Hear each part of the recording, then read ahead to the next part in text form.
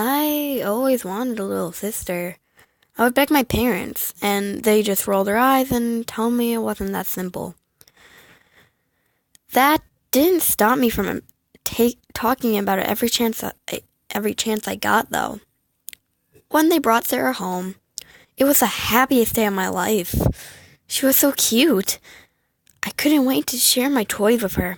I started going through them, deciding which ones were hers and which ones are mine, and I borrowed my daddy's label maker and started putting our names on each thing so we wouldn't get them confused. She cried a lot at first. I asked my parents why she cried so much, and they just said it was natural. They said when she got used to us in our house, she would calm down and not cry all the time. Sometimes, though, she'd cry so loud that Daddy would take her into the basement where it was soundproof so the neighbors wouldn't complain. She slept in Mommy and Daddy's bed for the first month. Sometimes I tried to join them, but they locked the door. Mommy said their bed wasn't big enough for all of us to sleep in. I was patient.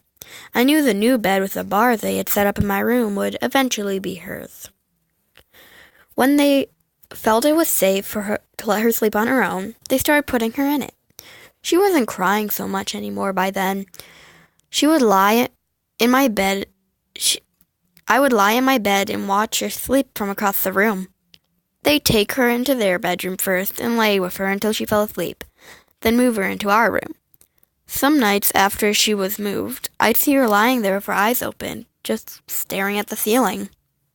So I'd go over and give her toys through the bars. A lot of the time, she'd just throw the toys and start crying, and I'd have to hide under my covers before Daddy came in to deal with her. Eventually, they started letting Sarah sit with me in the playroom. I was told that I wasn't allowed to give her anything too small or sharp, that she could hurt herself with. I was so happy. I would sit behind her and brush her hair and tell her how she was the best little sister in the world. I showed her which toys were hers and which were mine, but she didn't seem to care. Sometimes we'd sit in the window seat, and she'd bang on the window while I drew on it with special crayons. School started back up at Sugar Creek Elementary, and I went, but Sarah had to stay home. Mommy said she wasn't ready to go to school yet. I'd come home and tell Sarah all about the stuff I learned. I'd draw pictures of us playing together. When I showed Daddy, he'd tell me thank you and then take them to keep in his office. Then came the really bad day. I never forgot it. I came home from school and Mommy was sitting at the table smoking. She looked really sad. I went to play with Sarah, but I couldn't find her. When I asked Mommy where she was, she started crying. I asked her what was wrong, and she said that Sarah was gone. I didn't understand totally, but I started crying too and told her we need to find her. She just shook her head and said she was gone somewhere we couldn't go.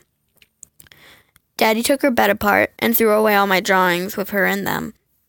He took off my name tags my name tags off all the toys. Sometimes I'd find one he missed and it'd make me cry. I started collecting them and hiding it, but he found where I was hiding them on accident one day and got really mad. We weren't allowed to talk about her. It was like she never existed. I didn't think it was fair. I told Mommy that Daddy was mean to make us not talk about Sarah, but she said it was better that way, and I would understand when I was older. I saw Sarah again. It was just one time, but I'll never forget it. I was with Mommy doing some errands. We went grocery shopping, then went to the fabric store in town, so Mommy could look at some material and make us some new curtains out of it. She remembered that she had letters to mail, so we could stop by the post office to buy some stamps.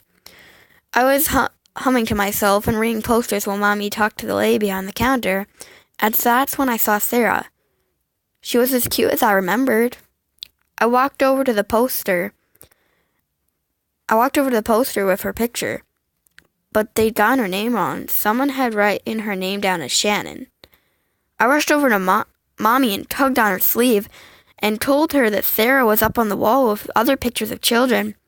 But she got all flustered and apologized to the lady for dragging me out of the post office.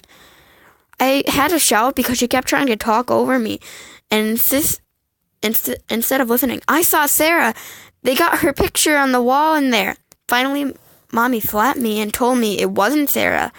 And it was just, it may have just looked like Sarah, but but I was mistaken. And if I didn't stop, I'd get in real trouble with Daddy when I got home. I cried and promised I would be good. But even after I promised, I wasn't allowed to have dinner and had to sit in my room at night. In my room that night. I heard Mommy and Daddy talking in the kitchen, and they got kind of loud.